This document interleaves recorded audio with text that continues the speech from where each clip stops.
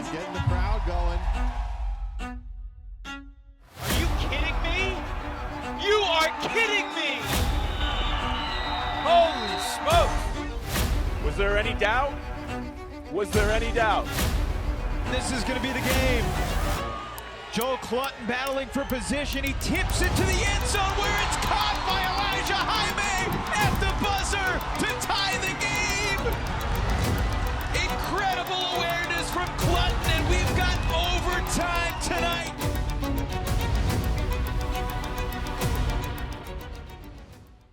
Welcome back. It's Swing Pass. I'm Adam Ruffner. That is Cameron Brock. We have reached the penultimate weekend of the 2024 UFA regular season, and centered in the middle of all the storylines is a Central Division playoff race with Chicago, Madison, Minnesota, Indianapolis, and Pittsburgh all still contending in some pretty serious matchups heading into Week 12. We will be previewing those three games in particular. There are 8 matchups in total. One of the more thin schedules over the last several weekends within the association, but still a lot of important games to get to. Cam, you guys have an important rematch, your second meeting with the Thunderbirds in Pittsburgh this season. The first time around, y'all were only able to generate 5 total turnovers out of Pittsburgh at the time. It was a league record. Atlanta broke it a week later.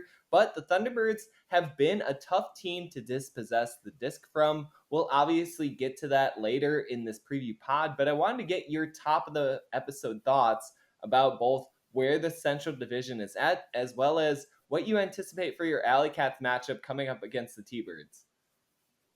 Yeah, I mean, you really couldn't have asked for much more if you're like the, they always talk about this in other leagues, like, man, you really hope the schedule works out so that like your primetime games end up being against teams who are in the playoff hunt, like late in the season. You hope that those like those end of the year matchups really mean something.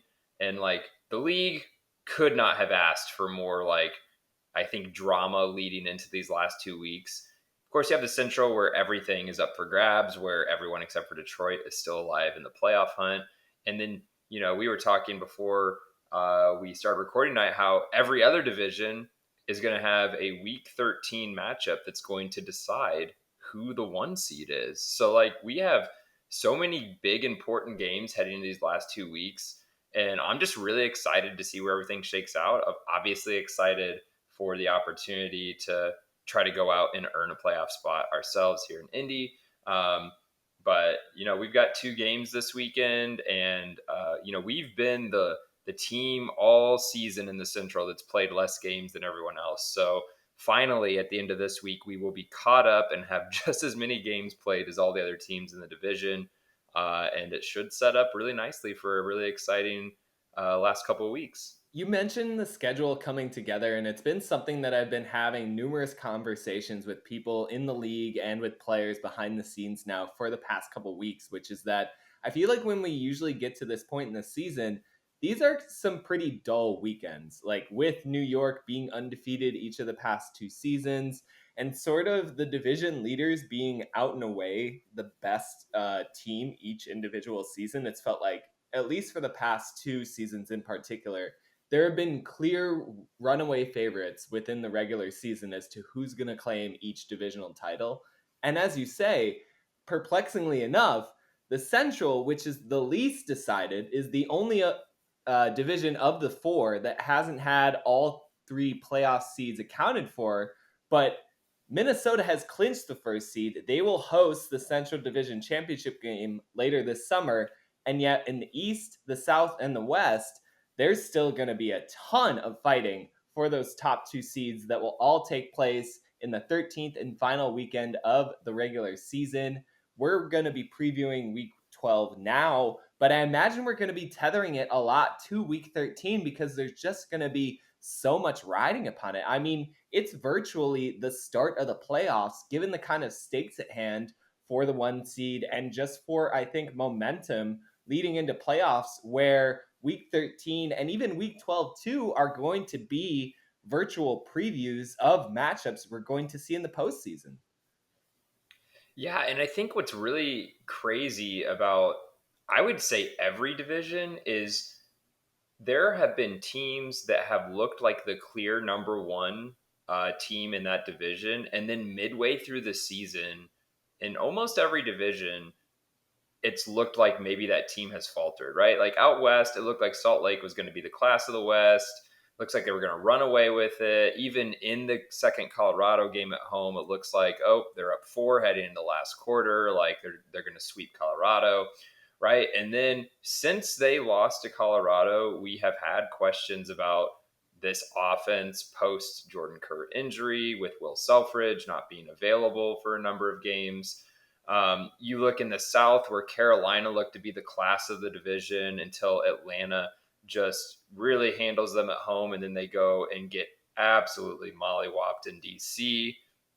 And then in the East, where I don't think any team at any point has looked like the clear number one team, even Boston, who is, got the inside track really to the 1 seed, they aren't blowing teams out. Like they have that advantage because because they have a better record than New York right now, and because they have a +1 goal differential in their DC matchups. So despite the fact that they have the inside track in that division, it really feels like any of those 3 teams could make it to championship weekend, and you wouldn't really be all that surprised. And then we have Minnesota, who had the weird loss early and then got handled pretty well by Chicago this past week. And you almost wonder what's going on there, which actually this will take us right into the New York versus Minnesota game. Also, Will Brandt questionable with a lower body injury. And you hope that's nothing long term. You hope that it's just a tweak and he's able to play this weekend, or at least able to get back on the field soon. But they've had some availability issues with some of their top players recently, and you just hope that that doesn't find its way into the playoffs, which are, luckily for them, about a month away until they have to play their playoff game, but still. Yeah, so we'll just delay the Super Series preview for a moment, because I wanted to just talk about, again, this situation with each of the division leaders where, to your point, Minnesota 8-2, kind of sitting in a pole position for a potential 1 seed should they be able to close out their schedule, get a key win over the Empire, and then also finish out in the rest of their schedule. But they, as well as every other division leader, are in a total toss-up as to who's going to claim potentially the overall number 1 seed heading into championship weekend. And as we've known in years past, that is such a crucial kind of positioning to get, so that you don't avoid a 2-3 matchup, which has historically resulted in a kind of overtime scenario. You think back to last year with Salt Lake and Minnesota. You think back to 2021 with Carolina and Chicago.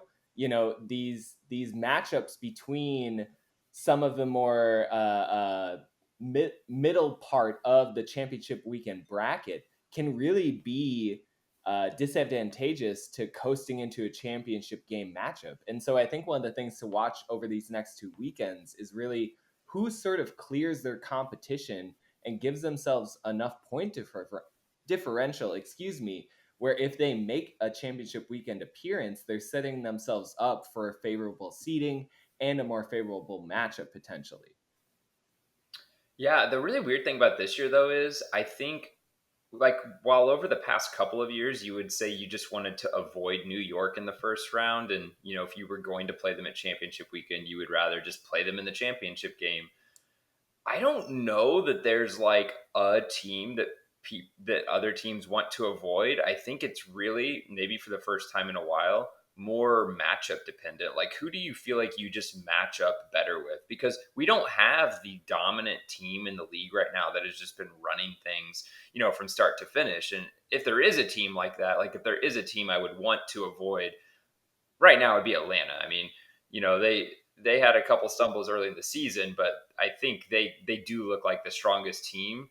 But outside of that, I'm not really sure where I would go to say, like, this is a team that we want or don't want, because it feels like there is just, so much parity across all of the divisions right now. you might say, okay, well, maybe not as much in the Central, but you would, because Minnesota has clinched the 1 seed. But then you think about the fact that they've lost 2 home games to teams that they handled, actually, like on the road. They somehow are 3-0 against those teams, but they lose those games at home. So I don't know. It's really strange to not feel like there's just that one team that you want to avoid. But again, if I had to pick one, I'd probably want to avoid Atlanta in the first round.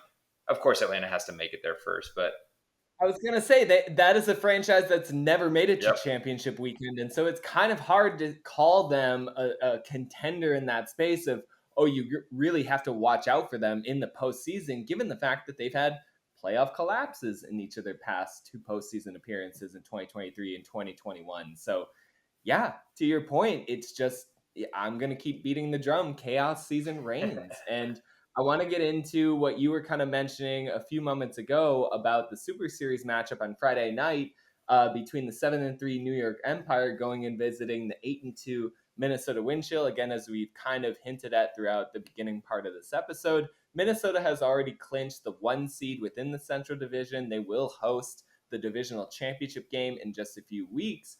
But coming off of a 5-goal loss at home against Chicago and their second loss at Seafoam Stadium this season, it's a little bit of a dubious finish for this Wind Chill team once again, for a franchise that I think has historically struggled to prove itself in closeout scenarios. You think back to 2021 and 2022 against Chicago in those divisional championship games. They had a lead famously in the 2021 matchup. They allowed the Union to go on a 5-goal run to close out and get their first championship weekend appearance since 2013 for the Chicago franchise. And that's just kind of always playing in the back of my head, because for as much of this Chicago roster has overturned over the last couple of years, there still are enough parts, and there is still their head coach in Dave Woods that has been around for all those matchups. And I think, especially coming off of this Week 11 win in Minnesota, they have a bit of an edge against the Wind Chill. And so with the Wind Chill now getting set to host the 2-time reigning champions, I think it's a big prove-it game for Minnesota. I think that the stakes of this game, despite it being interdivisional and despite the fact that the Wind Chill have already clinched the 1 seed within the Central, this is a big litmus test for this Wind Chill franchise that takes itself as a championship contender in 2024. And they've got to go up against a New York team that is on a 3-game winning streak, has 30 total turnovers in those 3 wins, and is just looking more and more like the Empire that we've seen dominate the competition over the past couple of years. Yeah, and I'm really worried for Minnesota into this game for a couple of reasons. One being that the Empire are playing so well right now, and they've really just, as you said, 10 turnovers per game over their last 3.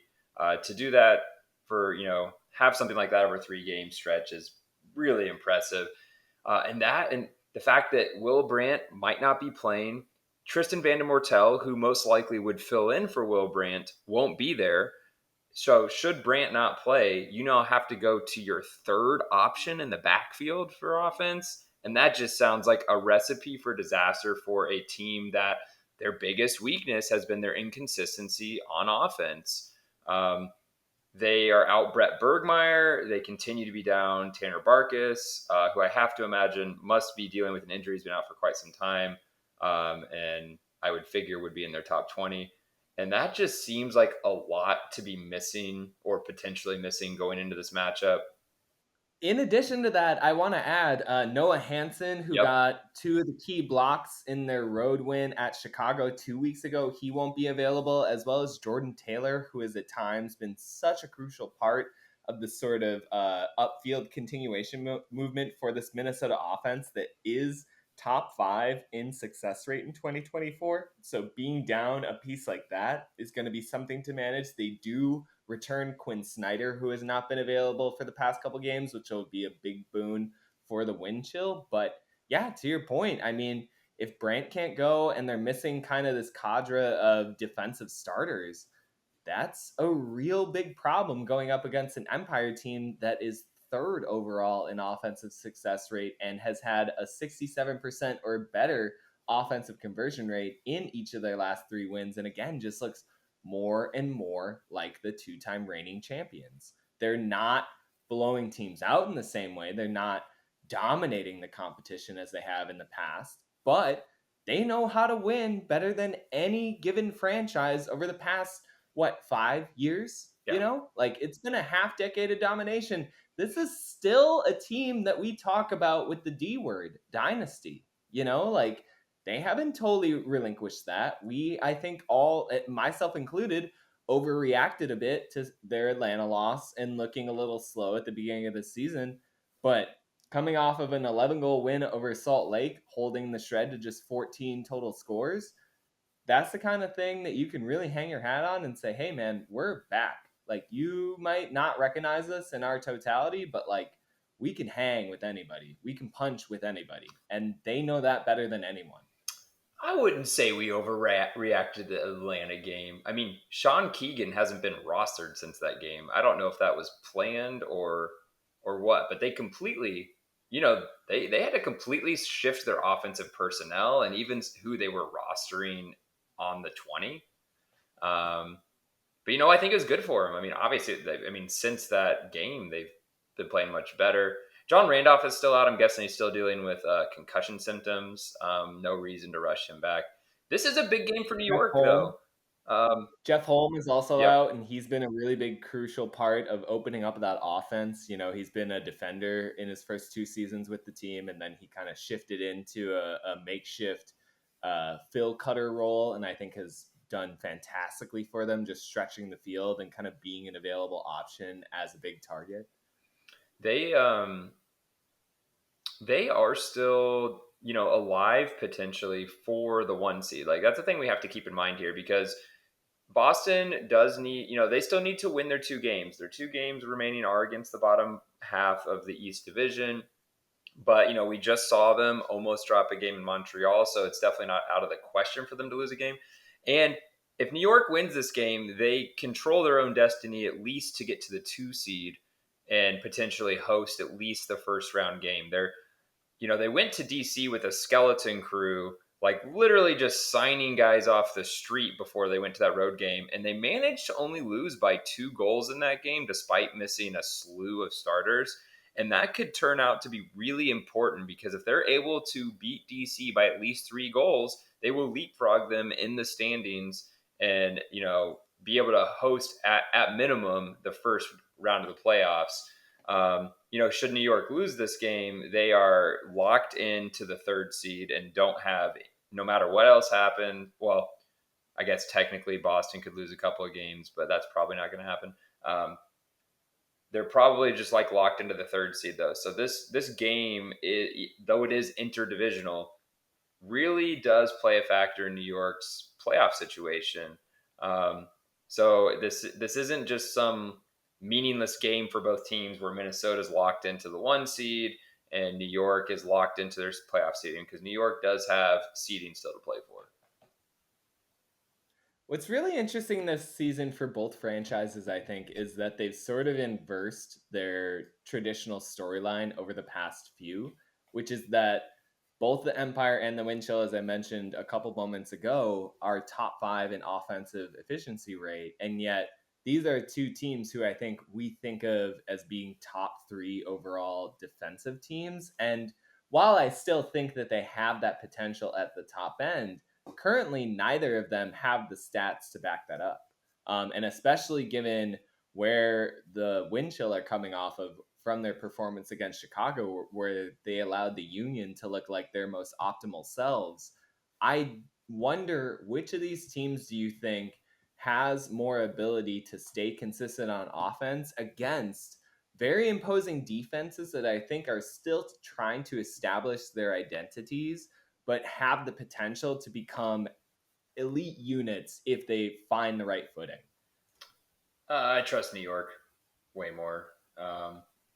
I think when Minnesota loses, now last week was kind of an exception. Their offense actually didn't play terrible. Their D line couldn't find its footing, which is, I pretty much just go into every Minnesota game expecting their D-line to have some sort of foothold in the game. But and they still held like on was it 68%, I believe was the number I remember seeing of their possessions, which is not a terrible number for a hold percentage. But man, over the past couple of seasons, right, when they do lose, it's usually their offense just really, really struggling. And I think they've been a little lucky this year. And lucky might be the wrong word, but they've had some games where they've turned it over a decent amount and have been able to get it back. And, that is something that is important that you need to be able to do as an O-line, right? Like turnovers are going to happen. Going into the game. Can you manufacture holds after turning the disc over one or multiple times? I don't know that they are going to get as many opportunities to get the disc back if they turn it over against New York. That would be my number one worry, especially if they don't have Will Brandt and are relying on, again, a third string person essentially to come in and fill that handler space. I would really worry about the efficacy of the offense, but then also them being able to get it back afterwards. See, I don't think I was worried about the Minnesota offense in this particular matchup. I'm prepared to eat those words.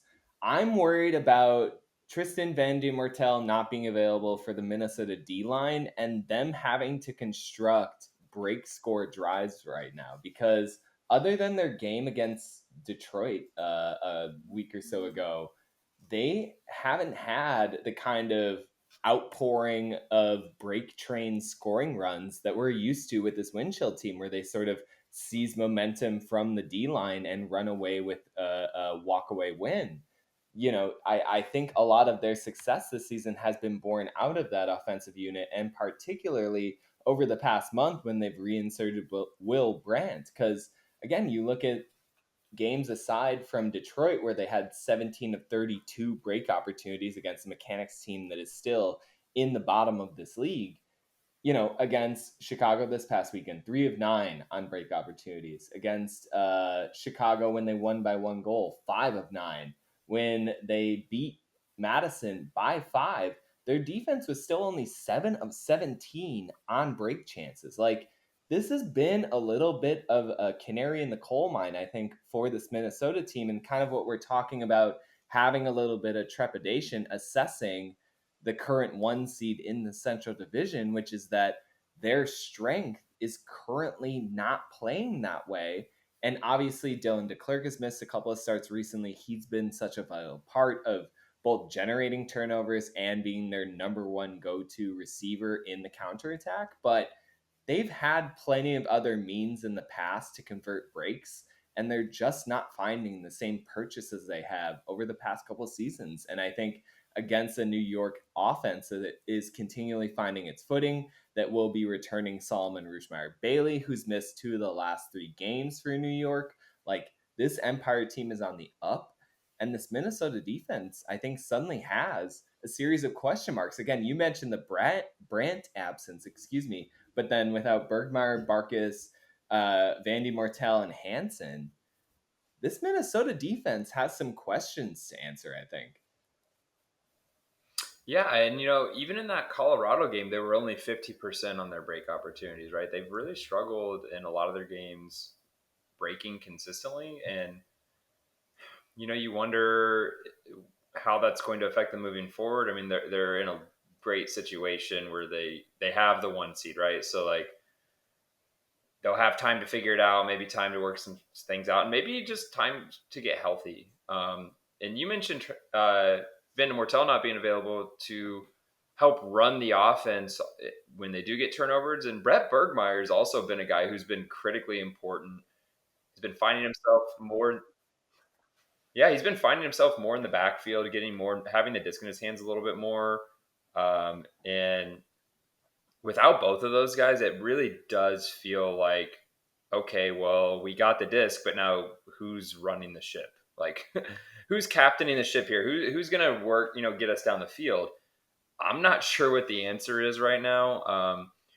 If they might just need to have one of those games where they kind of rotate some guys onto the D-line who can just maybe provide a little punch should they get a turn. I know most commonly Brian Vanuka has been that guy, right? Like he's a guy you can throw out there to play some good defense, and of course he's an absolute spark plug if you get a turnover.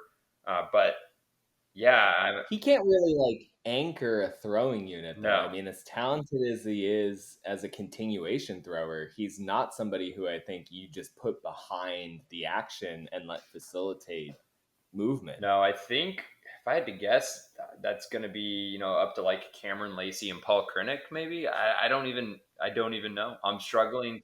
I think it's also like a Max Dillon and Ian McCoskey. And one of the things that I was even talking with somebody else about, Leo Silvel Fernandez, like spelling him onto the D line for a couple of points just to get an anchor thrower piece on there, because again, New York is not going to give you many opportunities right now with the way that they're playing. Yeah, and they're playing this game. I don't know if we mentioned this. This game will be in TCO Stadium. So this is where Championship Weekend was hosted last year. We got the opportunity to play up there in 2019, and it's going to be windy. Like, there's a weird wind Yep. there. It's one of those places where if you put the disc above about 10, 15 feet, it can really get affected by a different sort of gust than what you're playing with at field level. Oh yeah, it's and to also at field level, there's some wind there too. It just gets way. You're right though. It gets way worse once you get a disc about 10 or 15 feet up in the air, and you'll see it do some funny things sometimes. So that's another reason I guess I would just trust New York more. I feel like they're probably still as good in the small spaces as anyone. I think them and DC probably could almost go toe to toe with each other in that capacity. When they were in there, they had a pretty windy game against Salt Lake a couple weekends ago, and they actually could have been up way earlier had they not decided on back-to-back possessions to try to huck the disc, because when they were just working it short, they seemed pretty unstoppable. They were pretty much getting anything they wanted within 5 to 10 yards of the disc at will. And they're really good at that. And that is not really Minnesota's forte. And considering their D-line has been having trouble converting breaks, they're going to be playing against a team that can be incredibly patient and doesn't rely. Like the thing Minnesota's so good at is stopping big chunk plays, especially off of the pole. But since New York's not really looking to get big chunk plays, I don't know how much Minnesota's defense will really be able to affect what New York wants to do offensively. It feels kind of like a mismatch in that way, because I don't know what Minnesota is really going to do. I struggle to find a foothold for them to really get into where they can really dig into the Empire offense and make things difficult on them. Well, the Empire offense has been taking a few more looks downfield. I feel like they've really kind of solved the predicament that befuddled them, at the beginning of the season with the absence of Ryan Osgar, who's been the best continuation hucking thrower in this entire league over the past 3 seasons. I mean, he's the 2022 MVP. He's Mr. Automatic from that kind of midfield range. And you could just see at the beginning of the season, they didn't have that. And that definitely slowed down some of their, not necessarily in rhythm looks, but their ability to game break downfield. In the last few games, though, with Oliver Chartok coming on, with also his brother Elliot really getting back into his rhythm, with Benyat playing like he's actually in shape now, with Jack Williams being Jack freaking Williams, like they're really stepping into a space where they can hit that downfield shot. And honestly, I'm a little worried about Minnesota, given that they're down some of their best help defenders in Barkas and Bergmeyer, and even Hansen too, who can kind of hustle into space and provide a second body to complicate some of New York's, I think, imposing one-on-one potential. Like, I don't know that Minnesota has an answer for a yacht in this matchup. And to your point, too, if they get something going between the throwing unit of a Rushmeyer Bailey, a Chartok, I don't know if Fortin's going to continue on offense in this game, given the fact that SRB and Elliot Chartok are both available. But Fortin's obviously been a fantastic part when he spelled on offense for this year. And then again, Jack Williams. I just don't know that Minnesota has the defender or series of defenders to really affect him in this matchup. Yeah, I think especially just down the guys that are down. And, this Minnesota team's always been really good about being able to replace guys and bring people, from their 21 to 30 into their lineup and still play well. But when you're playing against a team the caliber of New York and you're missing the guys that are the caliber that they are, it just seems like they might be in for a rough night. That being said, it's in Minnesota. They're at home. It's not, New York's having to travel to them. I know that Minnesota, you and I have both heard from Brandon Mattis how great of a matchup they felt like they were for New York last year. And, how much they were really wanted to go out and prove to everyone that they could go out there and play with New York. And, if you really believe that, and that's something you're really confident in, then I think you kind of have to enter this game with a no excuses mantra. Like, you can't go into it like, well, yeah, but we were down this guy. I think you just, you go with the 20 that are there and available, and you try to back up what you were saying. Well, that Super Series matchup will take place on Friday night, July 12th, 7-3 New York at 8-2 Minnesota, 9 p.m. Eastern on the UFA YouTube channel. I want to switch over to another important Central Division game, and this one feels like the most tantalizing matchup of the entire Week 12 slate. And that's 6-4 Chicago visiting 6-4 Madison. Chicago did take a 1-goal win earlier this season at home against the Radicals.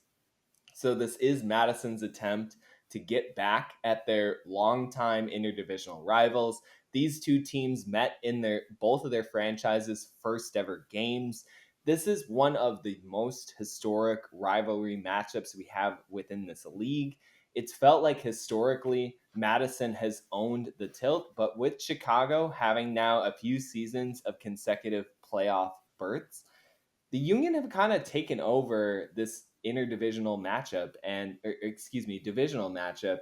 And I think it's going to be really interesting to see how Chicago can build off of the momentum that they so clearly established last weekend in Minnesota, particularly on offense, where they really hit their stride in a way that met the kind of hype that we came into the season when the Union signed John Lithgow. When they have Lithgow and Shanahan and Jeff Weiss all playing at their optimal levels, this is one of the most balanced attacks in the entire league. And then you add in Wilson Matthews and Andrew Sjogren as kind of fill cutters, able to really pursue and out-hustle their particular matchups. And then you add in Dex Dremen being one of the best deep throwers in the league, and Sam Kaminsky just being able to fill in wherever this offense needs. I mean, again, we've kind of talked about it at the edges, but that performance last weekend against Minnesota really showed me something that I've been waiting to see from this Union team for the entire year, which is a complete game that both shows me explosiveness, but shows me the ability to just keep their rhythm, keep going against one of the league's truly elite defenses. Yeah, you talked about pushing tempo, and of course, a guy for Madison that's been pushing the tempo offensively for most of the season has been Kai Marcus, and he's actually not rostered for this game. So, we talked a few weeks ago about the turnover issues, right? He had 18 turnovers over a 2-game span between their Colorado and Minnesota game, but over the last 2 games, only 3. I mean, he's really taking care of the disc a lot more over the last couple weeks, and I think that will be a big miss for them. I'll be interested to see, what he gives you in throwing. He definitely lacks in mobility. So that it does allow you maybe to be a little bit more mobile in your backfield when he's not back there. But clearly, like, the ability to, at the very minimum, kind of put the fear into the defense that the disc could be going deep at any moment, won't really be there with what I'm guessing will be Pat Schreiwise and Vic Luau in the backfield, who are going to be much more choosy when throwing it deep. I do want to shout out Jake Reuben Miller. I former Radical, I believe right now is second in the league in blocks. I saw is like 19. Did I see that right? Let me double check you real quick right there. Yeah, he is at 19, and yep, one behind Lucas Yeah. Ambrose for the overall league lead. I mean, we have almost two league leaders on either squad. You have Ruben Miller as one of the takeaway leaders. He's also the leader in most blocks per possession this year. And then you have Gutowski with goals, right? Yep, the overall league leader in goals, Anthony Gutowski. He set a new Madison Radicals single regular season franchise record this past weekend, and he's just been an absolute dynamite player for Madison wherever they insert him. They've kind of been using him on spell points defensively, but he most notably figures in as one of the best finishers in this league. And I think to your point about Kai Marcus not being active in this matchup on Friday, it limits the top end ability of Gutowski, which is what you saw a couple of times against Pittsburgh, which is that Marcus just has such throwing power, and Gutowski has, I think at this point, I'm willing to say the quickest first two steps within the entire league, where when he gets that read on a disc, it's just synaptic between what happens when Yeah, he he's putting identifies up some what the numbers. object is and what his feet are doing. It's just remarkable, man. Like, he got a bad read over his wrong shoulder on a play that wasn't intended for him, and he beat two other players to the spot and then got his foot down.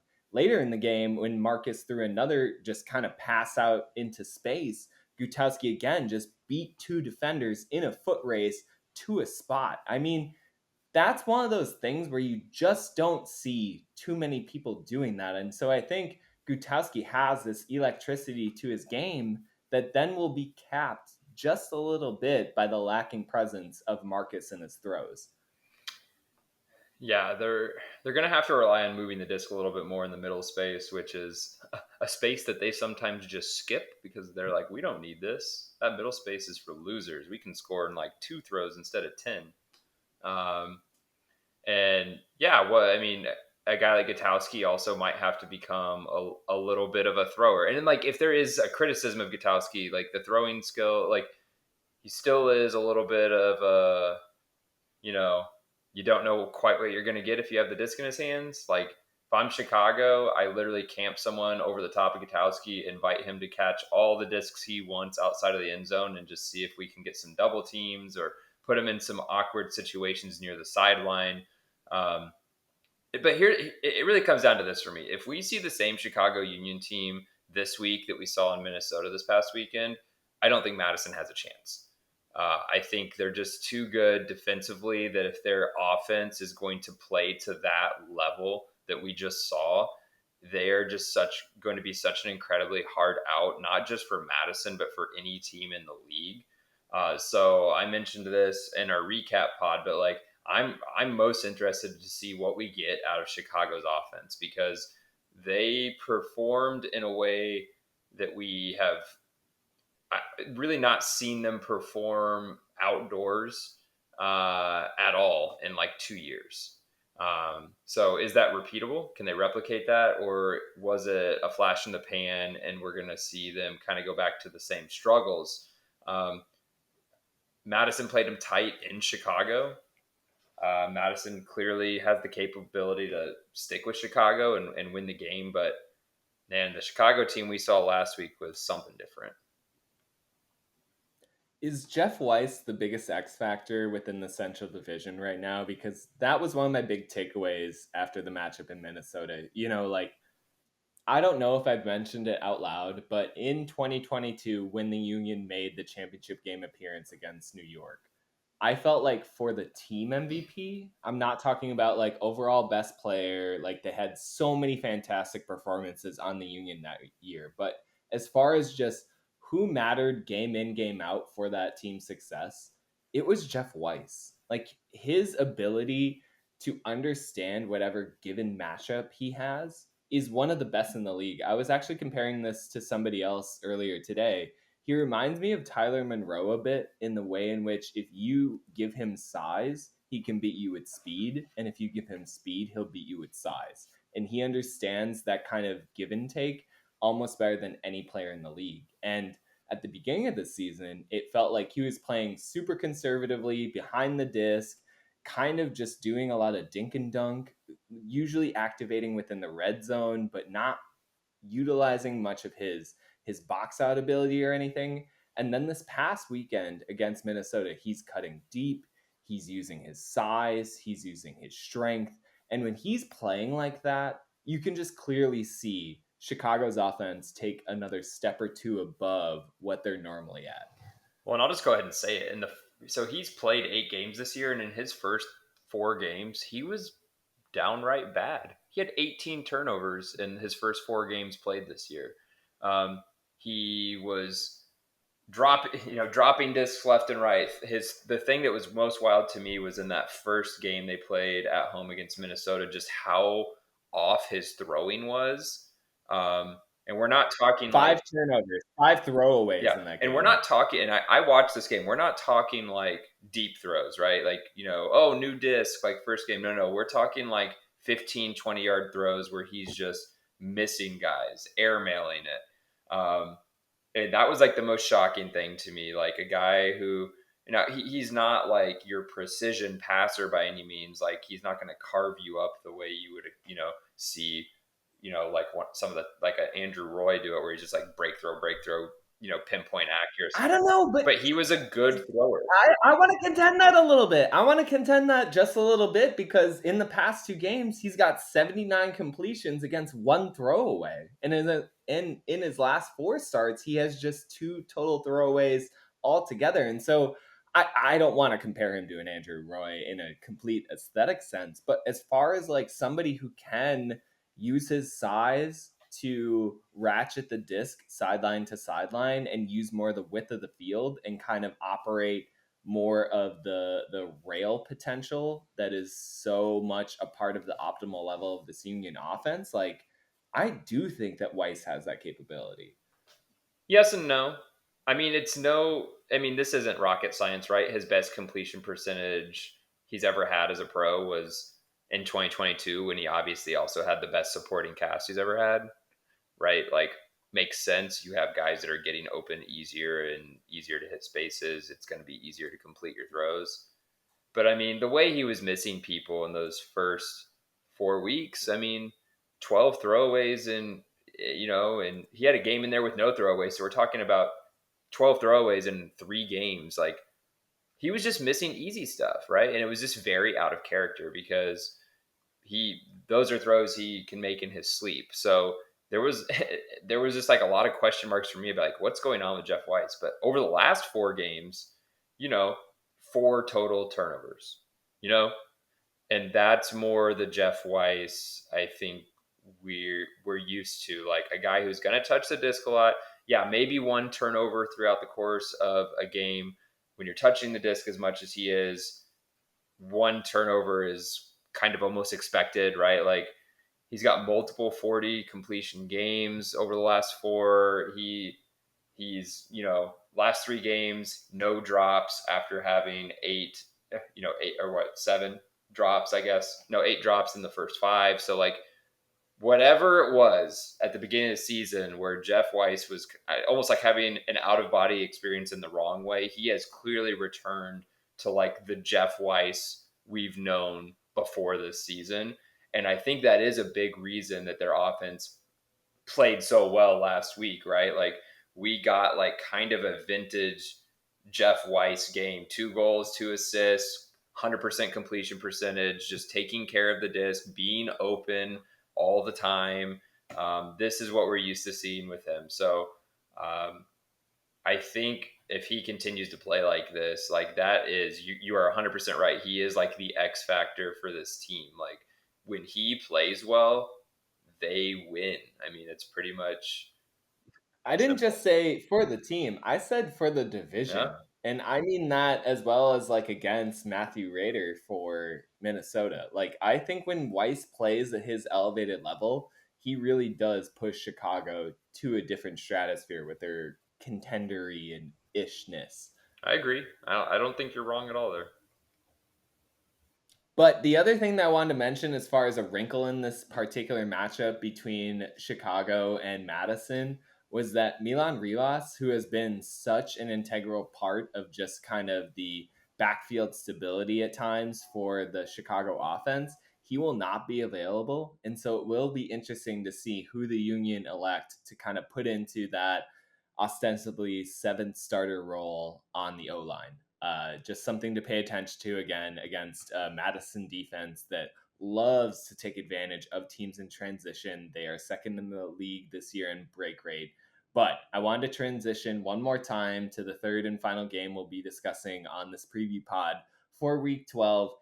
This one's near and dear to your heart. On Sunday, July 14th, the game of the week, 4-5 Indianapolis coming off of your tough loss against Colorado, 18-16 in the Rockies. You will be facing off against the 4-6 Pittsburgh Thunderbirds, losers of 3 straight. The last time you faced them, it looked like they were going to be this come-up team and going to be able to kind of control their own playoff destiny. That is not the case anymore. They really sit on the out end of even making the playoffs. This is a Thunderbirds team that has not made the postseason since 2019. We talked a few weeks ago about how it felt like they were really on the inside track of returning to the postseason, and yet here they are, having backpedaled over their last couple of matchups, and now they face you guys who will have Detroit the prior night on Saturday. The Mechanics, obviously, losers of their last, 81 of their last 82 games, 82 of their last 3. It's hard to keep track of. Just a lot of losing. You guys will get a little bit of a pre-ramp into this game, but that needs to be prefaced with the fact that the last time you faced Pittsburgh, you also had a game the night before. It was a 1-goal last-second win where you pulled down the buzzer beater in the end of regulation over Chicago. And then the next night, next day, I should say, you all looked like you had zombie walked into the Steel City and just were not able to really get any kind of purchase against the Thunderbirds. What are your expectations heading into this game? What are you guys kind of preparing for? What is the overall feeling heading into this real do or die matchup on Sunday? Yeah, I mean, we're trying not to look to Sunday too much right now. And I know people will be like, well, you have Detroit Saturday. Like, you can kind of look forward to Sunday. But we know that we have to take care of business Saturday first. Don't care who it is. We need to go there and play well. And I do think there is a real thing. Like, if we go and play well Saturday, just having that confidence and kind of that feel good, aura around us of like not just winning the game, but feeling like we played well and won the game on Saturday will do a lot for us going into Sunday.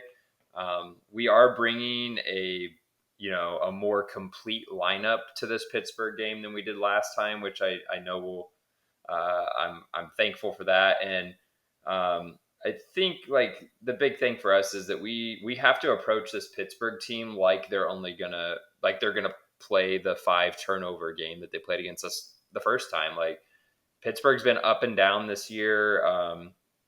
And they have been a mixed bag. You just don't know what you're getting week to week, but we're going in assuming they're going to be playing their absolute best ultimate. And we've seen where their ceiling is when they do that. So that's what we're expecting, and that's what we're preparing for.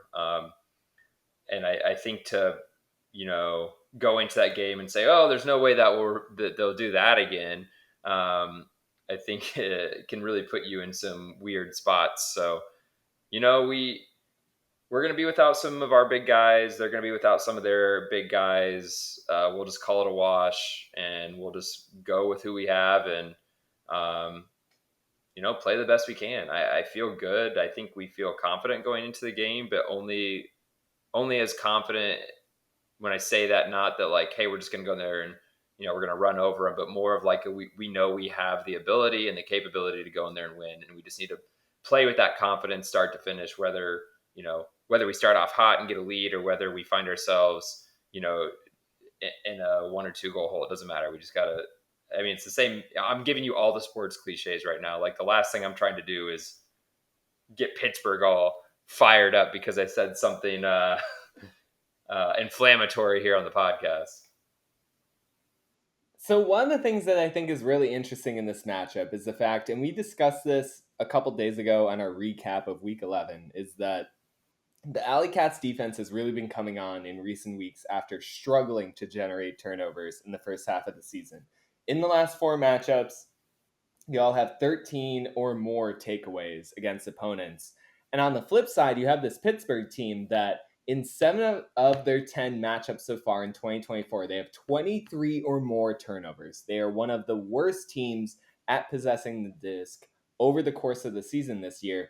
And yet, in particular matchups and when they have certain throwers available, they look like one of the best possession teams in the entire UFA. This past weekend against Madison, which has, again, been one of the best defensive units and one of the top block getters in the entire league this year, they had just 13 total turnovers. Against you guys, back about a month ago now, they had 5 total turnovers, which at the time was a league record for a regular season game.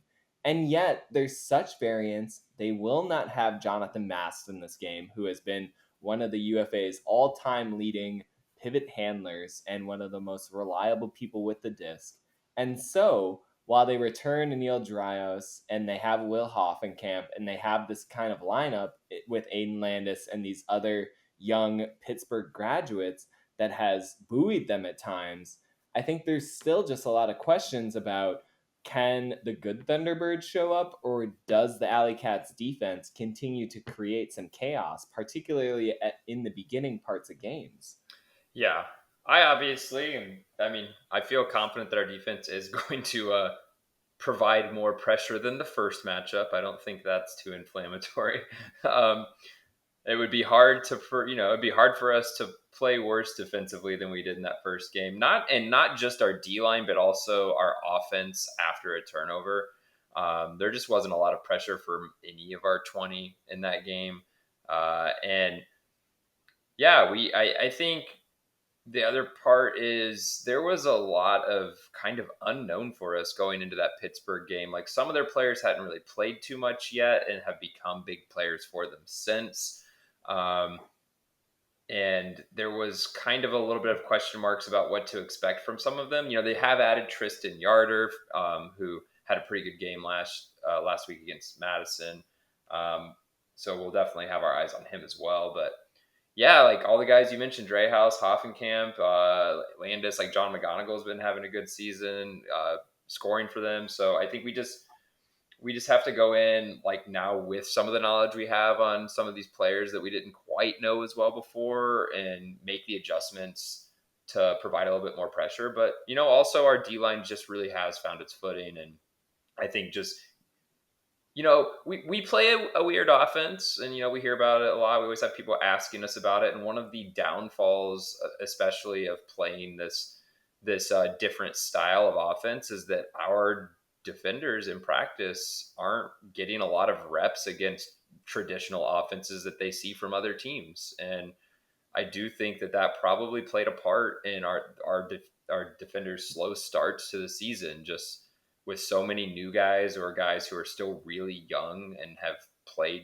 less than double-digit games in this league, not getting those reps in practice against an offensive system that's similar to what you're going to see in games. I'm sure that played a part in it, but as we've gotten deeper into the season and D-line's gotten more reps, I think you can see the growth.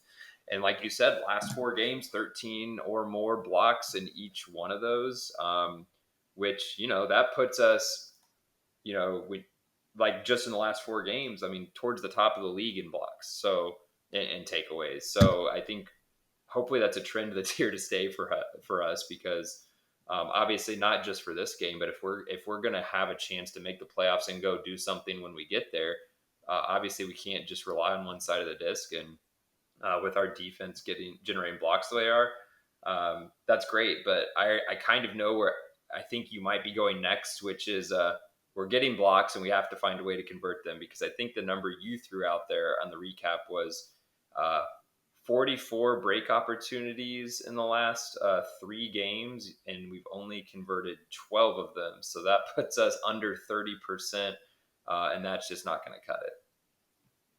So it's 32 total break Oh, 30. opportunities, and you have indeed converted 12 of them, but I believe it's around the same percentage. And to your effect, you guys are seventh overall in total takeaways per game in 2024 after this recent spurt of just aggressiveness, I would say, on defense and really hunting out those blocks.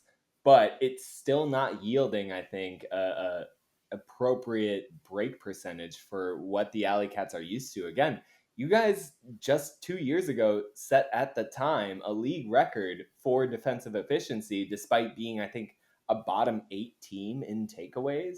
And so to see you all having this abundance of defensive pressure and sort of really finding your footing, being able to affect opposing offenses, yet not finding counterattacking scoring opportunities is a really interesting development to watch. Yeah, we were 7th in defensive line conversion last year too. So like we've had some success over the last 2 years converting breaks when we've gotten the disc, and I think that really is just youth and inexperience.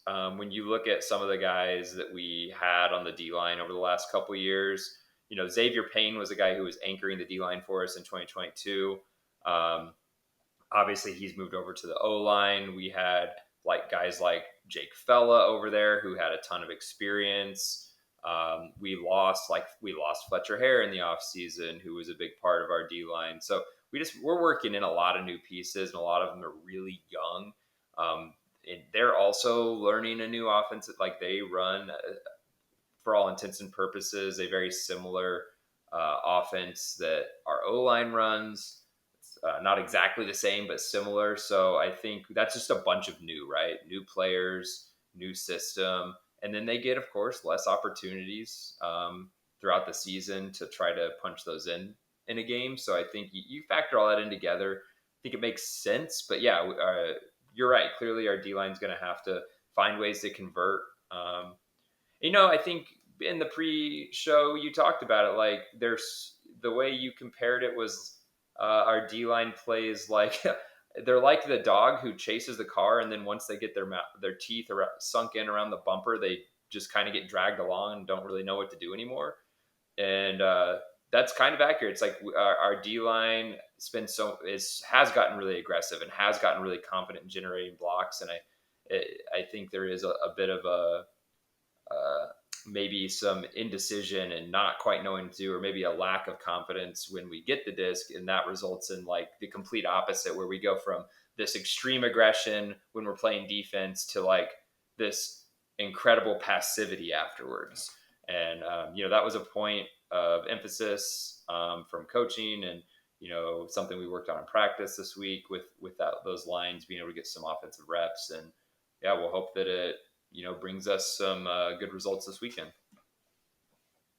And on the flip side, you have this T-Birds defense that at times can be a little lackadaisical in converting their defensive break opportunities. They did against Carolina. They did against Detroit, I think most famously, in allowing the Mechanics to end their streak.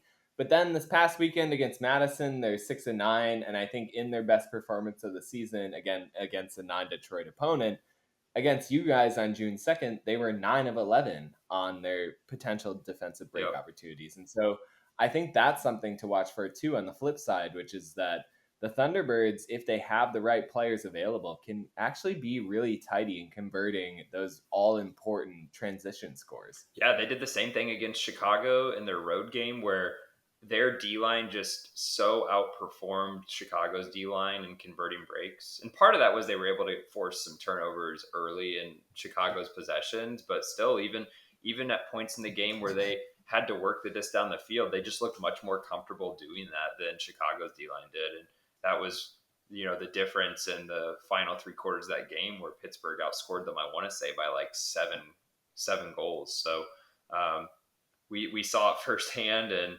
yeah, we turnovers are going to happen. We're going to have turns. We have to be better about getting the disc back. Like we got destroyed by Pittsburgh's D-line, month and a half, 2 months ago, whenever that was, when we played them. And that's something I think it's one of those things too. Like sometimes you look at a game and you're like, man, the defense played super well, the offense really let the team down, or vice versa. But that was a game where no one on our team left the game feeling like, oh yeah, I did my part. Like, oh yeah, I had a really good game, or this side, my line played really well. I mean, it was bad all over. So we all have a bad taste in our mouths about that. And on the flip side, like, I don't expect Pittsburgh to be too overconfident either. Like, I think they know they played an incredible game against us, and that they're not going to get a 5 turnover performance again. That's just it was the record, right? For not for very long, but for a regular season game, it's clearly not something that's going to be repeated over and over again. But I'm sure they have a little bit of confidence coming into this game. I mean, they handled us pretty easily in that first one, and that confidence is well earned and deserved by them. But they've also been struggling, and their playoff destiny isn't even in their own hands right now. So they're gonna have to like claw and scratch this one out just to even have a chance at the playoffs. So as long as they're still alive, they're gonna be out for blood. 2 tough outs with the Alley Cats and the Thunderbirds, both teams battling for their playoff lives. Again, Indy at 4-5, Pittsburgh at 4-6. Thunderbirds basically will face elimination if they do in fact drop the game. You guys have a little bit more buoy depending on how you finish in Detroit. That kind of figures to be a win, but with you still facing a final regular season weekend matchup against Madison, even if you lose this week till 12 matchup in the game of the week against Pittsburgh, you could still potentially be alive heading into the final weekend of the entire calendar. But I wanted to wrap up this episode and just kind of again plug the general top end matchups. Again, you can find everything live available on watchufa.tv, but you're gonna also want to tune in specifically for the Super Series matchup between 7-3 New York, the 2-time reigning champions, facing off against the 8-2 reigning Central Division champions in Minnesota. That game will be at TCO Stadium and will again be live and free on UFA YouTube as a part of a special Super Series broadcast. That will do it for us here and now on Swing Pass. We will be back with you to recap all the Week 12 action in just a couple of days. But for now, we bid you adieu. Bye. This Friday night, the UFA Super Series delivers a tremendous showdown in the Twin Cities as the New York Empire and Minnesota Wind Chill square off under the bright lights at TCO Stadium. The Empire continuing their pursuit of a 3rd consecutive UFA championship, coming off a scintillating performance against Salt Lake. And the Wind Chill determined to meet the moment and prove they also belong in the championship conversation. So join us for an epic edition of Free Friday Frisbee, New York at Minnesota. Opening poll Friday night at 8/7 Central.